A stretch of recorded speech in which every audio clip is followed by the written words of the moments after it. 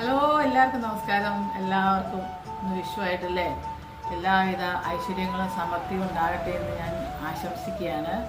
ഇന്ന് എൻ്റെ വിഷു സ്പെഷ്യല് ഉണ്ടാക്കിയിരിക്കുന്നത് കാണിക്കാനാണ് നിങ്ങളെ ഞാൻ വന്നിരിക്കുന്നത്. വിഷുക്കട്ട, അതാണ് ഇന്നത്തെ എൻ്റെ സ്പെഷ്യല്. വിഷുക്കട്ട ഉണ്ടാക്കിയിട്ട് അത് തണുക്കാൻ വെക്കുകയാണ്. ഉണക്കലരിയാണ് കുറച്ചുകൂടെ ടേസ്റ്റ്. പക്ഷെ എനിക്ക് ഉണക്കലരി ഒന്നും കിട്ടിയില്ല. അപ്പോൾ ഞാൻ മട്ടയരി കൊണ്ട് തന്നെ ഉണ്ടാക്കി. തേങ്ങാപ്പാലിൽ വേവിച്ചതാണ് ഇത്.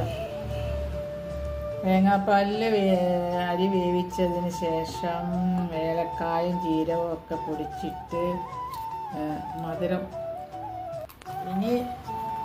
ഇനി ഞാനിതിൽ ഇതിപ്പോൾ വിഷുക്കട്ടയിൽ ആരും അങ്ങനെ ചെയ്യാറില്ല. പക്ഷേ ഞാനൊരു സന്തോഷത്തിന് വേണ്ടി ഇത് അണ്ടിപ്പരിപ്പും മുന്തിരിയൊക്കെ നെയ്യിൽ വറുത്തങ്ങിട്ട്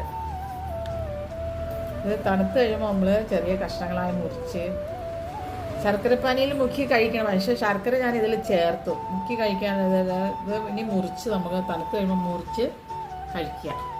അപ്പോൾ ഇത് വീഡിയോ ഇഷ്ടമായി എല്ലാവർക്കും ഹാപ്പി വിഷു.